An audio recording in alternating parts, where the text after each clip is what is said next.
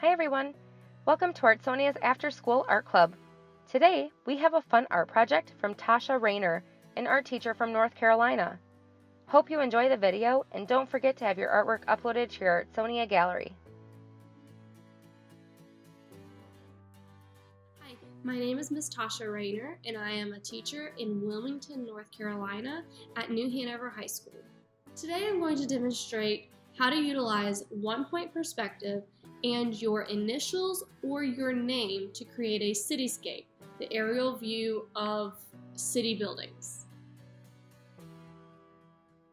The supplies you'll need for this project are graph paper, which you can either print online for free or you can go to the store and buy some graph paper. Drawing paper, nice thick drawing paper because we're going to be using watercolor. If you use watercolor on computer paper, it's going to wrinkle up your computer paper just a bit. You're going to need watercolor and a watercolor brush, a cup of water to rinse your watercolor brush off, paper towels to help dry your brush in between.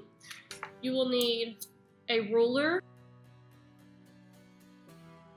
to guide from your edges of your buildings to your one-point perspective. Then you're also going to need a permanent marker to do bold edges and lines.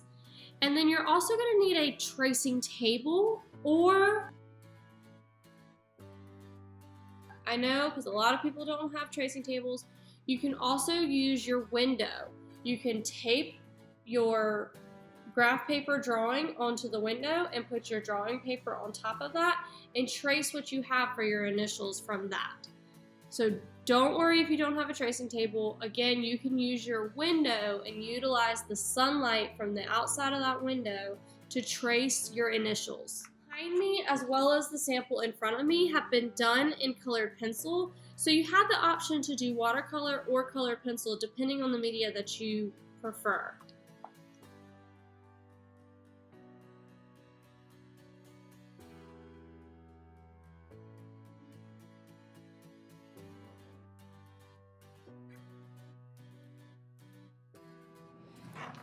To start with, I'm going to start with my first initial, and each of my letters, I like to have the lines have 3 boxes of width for them.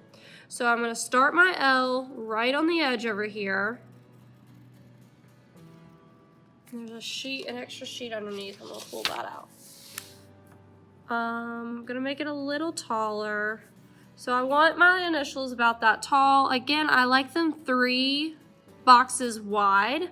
So I'm going to do 3 over and come down. The bottom of my L is down here, so I'm going to come 3 up. And then I'm going to choose the length of my L. Maybe go 1 more. So I like my L width that wide. I'm going to go across. I'm going to add dots. They're 3 by 3 boxes that represent the dot in between each of your initials. You can have these, you don't have to have them. I like to have them because it represents another building in my cityscape.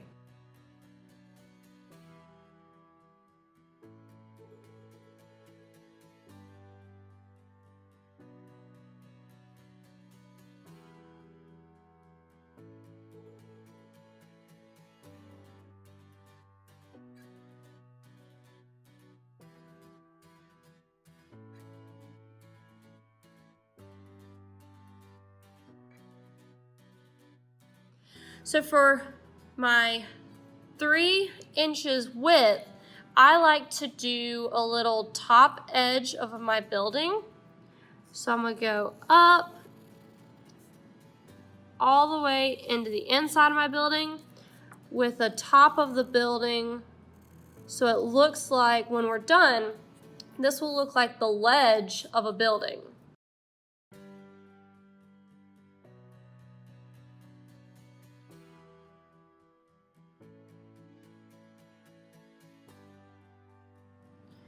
Now, for your final, you can either choose to do your building solid initials, or I like to kind of break it up. So now to change this up, again, instead of having an entire L-shaped building, I'm gonna make it a little more realistic for a cityscape, because how often do you see an L-shaped building? I'm going to cut up the side of my L to the bottom of my L and make them into their own buildings.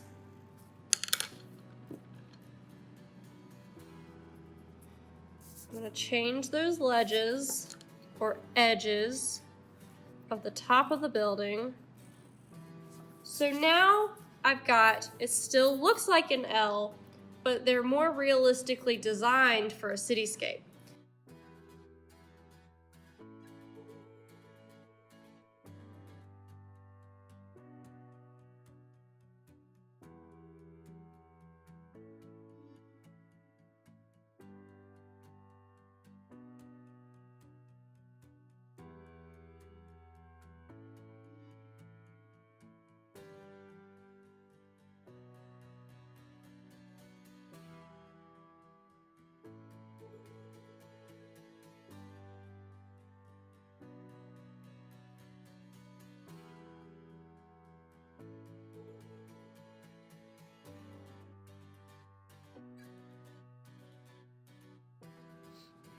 And now I'm going to choose a single point on my drawing where all of my building edges are going to meet at.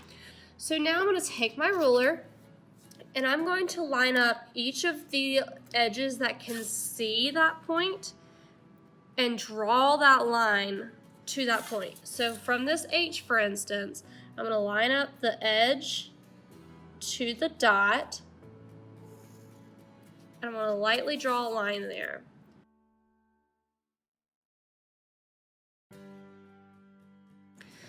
Now, this building would be able to see the dot if these buildings were not in the way.